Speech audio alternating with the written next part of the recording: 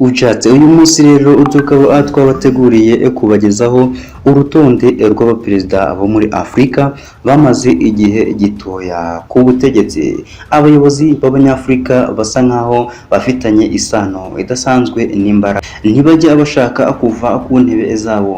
Ibihugu byinshi bya Afurika biyobowe n'abayobozi bamaze imyaka 40 ku butegetsi, ariko kuri iyi nshuro turabagezaho urutonde rw'abayobozi 5 muri Afurika bamaze igihe gito gishoboka ku butegetsi. Tukaba rero tugiye guhera kuri Christopher El Nathan Okoro Kore. Benshi bakeka ko Osiaka Stephens yari perezida wa mbere wa Sierra Leone. Kwibeshya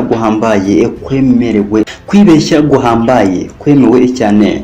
Christopher El Nathan Okoro Kore yari perezida w'urukiko rw'ikirenga muri Sierra Leone maze muri Mata 1971 nyuma yo gushyiraho itegeko nshinga rya Repubulika yagizwe perezida, bityo aba perezida wa mbere wa Sierra Leone. Nyuma y'iminsi 2 yahaye ubutegetsi Siaka Steven wari minisitiri w'intebe icyo.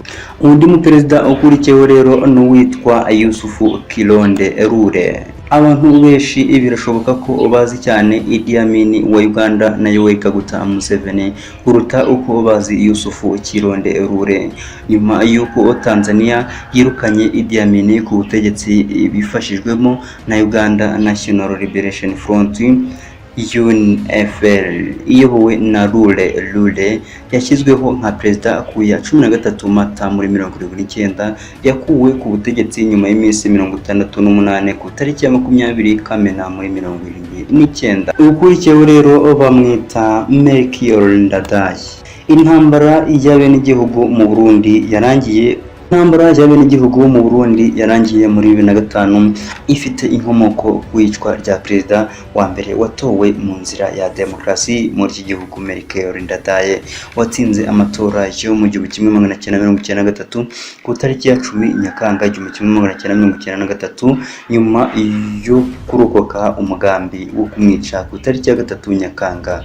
Yarahiye nka perezida nubwo yagaragaje kwigengesera ku butegetsi bwe, ntibyabujije ko yicwa ku tariki ya 21 Ukwakira muri uwo mwaka amaze amezi 3 ku butegetsi yonyine.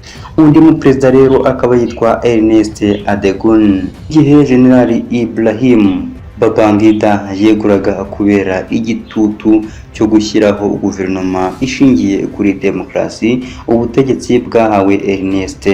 Wabaye perezida wa 9 wa Nigeria.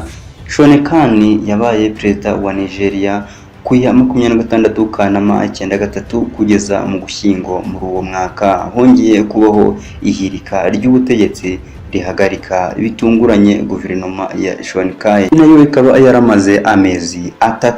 Undi mu perezida rero dusorejo akaba yitwa Tito Okole. Tito Lutwa Okole yari umusirikare n'umunyapolitike w'umugande.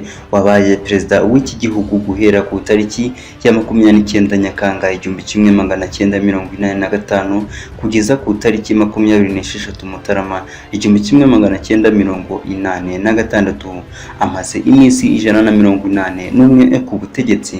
Ibihugu nka Cape Verde, Afrika y'Epfo, Botswana na Namibia nibi mu bihugu byo muri Afurika aho ubutegetsi bwa demokarasi bukomeye kandi igisirikare kitivanga mu guhinda ku butegetsi.